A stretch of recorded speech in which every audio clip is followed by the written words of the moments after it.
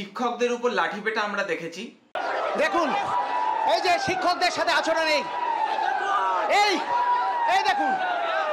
দেখুন রাষ্ট্রের পেশি শক্তি দেখুন, বিনা অপরাধে আপনাদের চুরির জন্য আমাদের চাকরি গেছে, আজ আপনারা ধরে আমাদের মারছেন। এবার আমরা দেখতে পাচ্ছি যে শিক্ষকদের একের পর এক থানায় তলব করা হচ্ছে। হ্যাঁ, আমরা গত এপিসোডে বলেছিলাম যে শিক্ষকদের বিরুদ্ধে, মানে এই আন্দোলনকারী শিক্ষকদের বিরুদ্ধে একের পর এক ধারায় মামলা করেছে বিধাননগর সিটি পুলিশ। এবার বিধাননগর সিটি পুলিশের পক্ষ থেকে এই শিক্ষকদের থানায় ডেকে পাঠানো হচ্ছে এবং শিক্ষকরা দিশাহারা হয়ে সন্দিহান হয়ে ঘুরে বেড়াচ্ছে যে তারা কি করবে। তারা আইনি পরামর্শ নিচ্ছে, মানে একে তো ছিল চাকরি হারানোর যন্ত্রণা, চাকরি হারানোর সমস্যা, তারপরে মরার উপর খাড়ার ঘায়ের মতো করে আবার পুলিশি একের পর এক পুলিশি হুজ্জুতি, পুলিশি মামলা পোহাতে হবে এখন তাদের। এটাই বাস্তব। এবং এই ঘটনাকে কেন্দ্র করে অবশেষে মুখ খুলেছেন রাজ্যের মুখ্যমন্ত্রী মমতা বন্দ্যোপাধ্যায় এবং মুখ খুলে তিনি দুটো কথা বলেছেন। এক, লক্ষণ রেখার প্রসঙ্গ টেনেছেন যে একটা লক্ষণ রেখা টানা উচিত, আর দ্বিতীয় কথা তিনি বলেছেন এভাবে রাস্তা বন্ধ করে আন্দোলন করা যায় নাকি। আচ্ছা বেশ, তাই নাকি? সমন্বয়ের কথাও আমি নিশ্চয়ই বলবো, অনেকে কাজও করছেন, তাদের সম্বন্ধে আমাদের কোনো অভিযোগ নেই। যারা আন্দোলন করছেন তাদের সম্বন্ধে আমার কোনো অভিযোগ নেই। আমার অভিযোগ একটাই, কাউকে আটকে রাখা জোর করে যায় না, রাস্তা অবরোধ করে মানুষের ক্ষতি করা যায় না, এটা কারো কাজ নয়। এবং এতে বাইরের লোকেরা আছে, টিচারের সংখ্যা কম, বাইরের লোকের সংখ্যা বেশি। এই তো দেখছেন মেয়েরা বলছে প্রেগনেন্ট মাদার বাড়ি যেতে দিচ্ছে না, অফিসে কাজ করছে তাকে 14 ঘন্টা 18 ঘন্টা 20 ঘন্টা আটকে রেখে দেওয়া হয়েছে। একটি মেয়ে পরীক্ষা দিতে গেছে, পরীক্ষার্থী, সে বারবার বলেছে আমি বাড়ি যাব, আমার বাড়ির লোক চিন্তা করবে, তাকে নামতে দেওয়া হয়নি, বেরোতে দেওয়া হয়নি এবং সে ভয়ে লাফ দিয়েছে, তার পায়ে চোট আছে, সে হসপিটালে ভর্তি হয়েছে। মনে রাখতে হবে না, আগে আমরা মানবিক মানুষ, মানবিকতাকে শ্রদ্ধা করলে তাকে ভালোবাসা যায়, তাকে সম্মান করা যায়। আমি আন্দোলনের বিপক্ষে নই, কিন্তু আন্দোলন করারও একটা লক্ষ্মণ রেখা আছে। আমার যেমন অধিকার নেই কাউকে বাধা দেবার, অন্যেরও অধিকার নেই আমাকে বাধা দেওয়ার। আমি তো বলবো আপনারা শুনলেন। এবার দেখুন, রাজ্যের তৃণমূল কংগ্রেসের নেতা নেত্রীদের একটা পরিচিত লব্জ বা খুব পছন্দের লব্জ হলো 34 বছর। এবার আজকের এই ভিডিওতে আমাদের ওই 34 বছরেই ফিরে যেতে হবে। হ্যাঁ, ওই 34 বছরের সময়কালেই মমতা বন্দ্যোপাধ্যায়, যিনি কিনা আজকে বলছেন যে রাস্তা বন্ধ করে আন্দোলন করা উচিত না, লক্ষণ রেখার প্রসঙ্গ টানছেন, তিনি দুর্গাপুর এক্সপ্রেসওয়েটা ঠিক কতদিন ধরে বন্ধ করে রেখেছিলেন। অনেকের স্মৃতি একটু ঝামা ধরে যায়, কিন্তু মুখ্যমন্ত্রী মমতা বন্দ্যোপাধ্যায় সেই পুরনো স্মৃতিগুলোকে, সেই ঝামাগুলোকে যেন ঘষে দিচ্ছেন, আবার ফিরিয়ে নিয়ে আসছেন।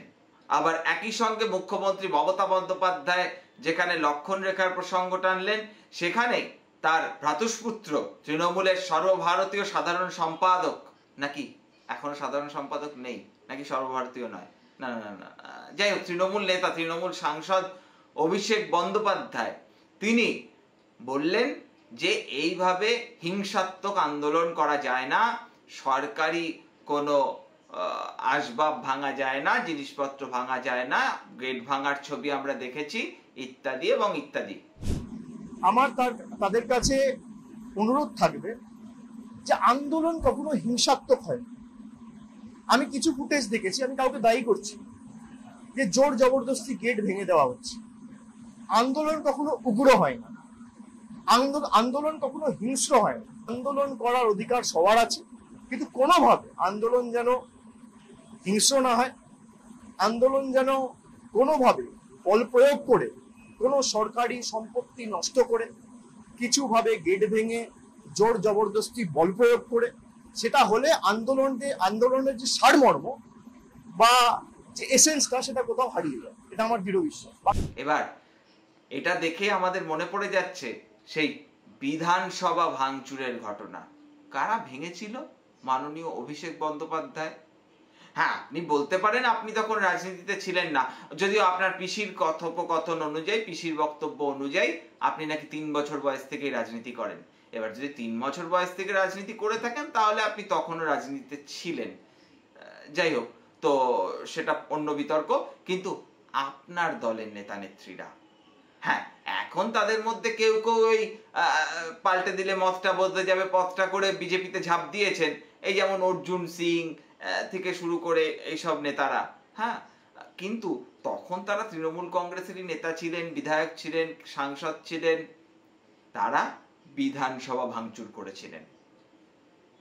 সমস্যাটা কি জানেন তো, সেদিনের বিরোধী আজকে যখন শাসক হয়ে যায় তার ভাষ্যের বদল ঘটে, ভাষ্যটা পাল্টে যায়। এটাই গণতন্ত্রের এক আজব রসিকতা। তবে কোন গণতান্ত্রিক রাষ্ট্রে কোন শাসক কি পারে সাধারণ মানুষের আন্দোলনের ক্ষেত্রে লক্ষণ রেখা টেনে দিতে? এই প্রশ্ন তো উঠবে। এবং সেখানে লক্ষণ রেখা টেনে দিচ্ছে কে? যিনি কিনা বলা যায় ভারতবর্ষের বিরোধী রাজনীতি করার ক্ষেত্রে অন্যতম মাইল ফলক সৃষ্টি করেছেন। মমতা বন্দ্যোপাধ্যায় মুখ্যমন্ত্রীত্বের দিক থেকে, তার কাজের দিক থেকে অনেকভাবে বিভিন্নভাবে সমালোচিত হতে পারেন, প্রতিযোগিতায় পিছিয়ে পড়তে পারেন কোনো কোনো মুখ্যমন্ত্রীর থেকে, কিন্তু বিরোধী রাজনীতি কিভাবে করতে হয় তার জীবন্ত উদাহরণ, জ্বলন্ত উদাহরণ মমতা বন্দ্যোপাধ্যায়ের রাজনৈতিক জীবন। সে আপনি মানুন চাই না মানুন, এটাই বাস্তব। তাহলে প্রশ্নটা ওঠে, মুখ্যমন্ত্রী মমতা বন্দ্যোপাধ্যায় কি এটা বুঝতে পারছেন না যে এভাবে লক্ষণ রেখা টেনে দেওয়াটা আদপে শাসকের ক্ষতিই করে? আসলে আমাদের এক বন্ধু একবার বলেছিল যে শাসকের আসনটা এমনই না, ক্ষমতা এমন ভাবে তোমাকে আষ্টেপৃষ্ঠে জড়িয়ে ধরবে যে ক্ষমতার অভিশাপে তুমি মাঝে মাঝে চোখের দৃষ্টি হারাবে। বর্তমান শাসকের ক্ষেত্রেও আমরা তাই লক্ষ্য করছি। সবকিছু জানা সত্ত্বেও তারা যেন উদ্ভ্রান্তের মতো আচরণ করছেন।